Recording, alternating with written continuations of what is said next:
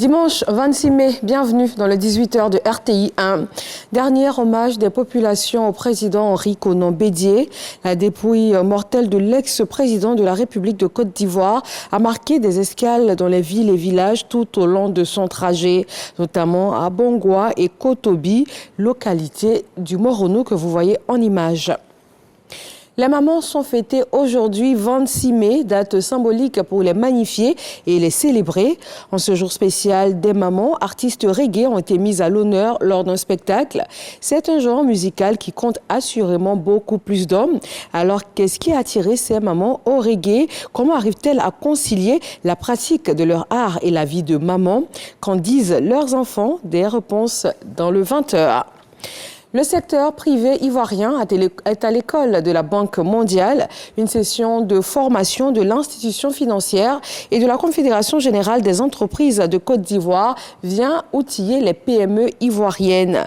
Dans le viseur, leur permettre de tirer parti du portefeuille de la Banque mondiale estimé à plus de 3 200 milliards de francs CFA. Donkey. La Banque mondiale injecte plus de 3 200 milliards de francs CFA dans l'économie ivoirienne sous forme de financement de projets ou de programmes. Le problème, le secteur privé ivoirien, notamment les petites et moyennes entreprises PME sur lesquelles le gouvernement mise pour créer des emplois et lutter contre la pauvreté, n'arrive toujours pas à capter une bonne partie de ce financement. Dans tous les pays au monde, les marchés publics sont considérés comme des leviers stratégiques pour vous permettre d'avoir de l'expérience, pour vous permettre de créer de la valeur, pour vous permettre d'avoir de la connaissance dans des domaines particuliers. Mais si on vous met en compétition avec des entreprises étrangères, c'est clair que vous n'allez pas pouvoir compétir avec ces entreprises parce que quand elles viennent, elles sont structurées d'une certaine façon. Elles ont le financement de leur pays. Donc nous, on a besoin que lorsqu'on a un marché, le financement soit disponible immédiatement, sinon on ne pourra pas exécuter le marché. Le secteur privé ivoirien et les experts de la Banque mondiale ont échangé dans le cadre d'une session de formation initiée par la Confédération générale des entreprises de Côte d'Ivoire, ce jeudi.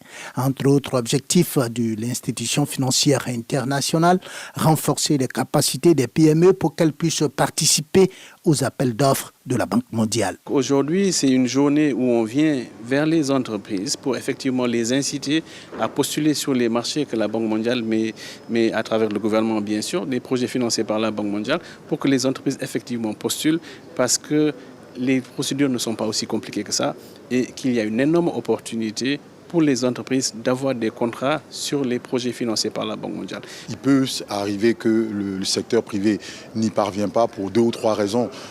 La première, c'est qu'on peut ne pas avoir l'information. Ça peut arriver.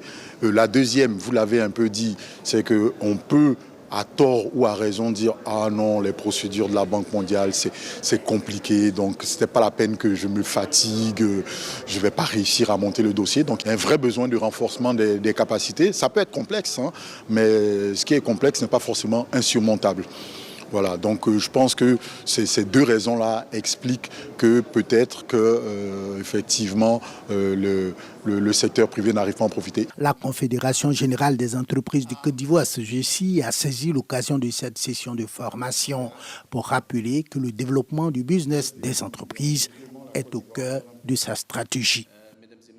Direction le village de Gand, dans le département de Biancouma, l'investiture du bureau de la mutuelle des filles et fils engagés pour le développement de Gand a été l'occasion d'appeler à l'union, à la cohésion sociale, afin de donner une nouvelle dynamique à la région du Tonkpi. Le directeur de cabinet du président de la République a invité à cette occasion les fils et les filles de ce village à s'inscrire dans la vision du chef de l'État, celle de faire de la cohésion le socle du développement. Le président sénégalais Bassirou Diomaye Faye continue sa tournée régionale entamée depuis son élection le 24 mars dernier.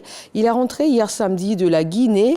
Il y a été reçu par le président guinéen de transition, le général Mamadi Doumbouya. Les 2 présidents se sont félicités des entretiens fraternels et fructueux qu'ils ont pu avoir. Un accent particulier a été mis sur la promotion du panafricanisme et l'intégration sous-régionale. 200 camions d'aide humanitaire en provenance d'Égypte ont commencé à entrer dans la bande de Gaza par le point de passage israélien de Kerem Shalom.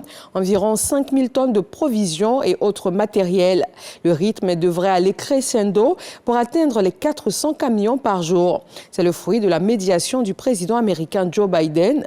Toute l'aide en provenance d'Égypte est inspectée par les autorités israéliennes et distribuée par l'intermédiaire des Nations Unies. La situation humanitaire reste alarmante dans le territoire palestinien après plus de 7 mois d'une guerre dévastatrice.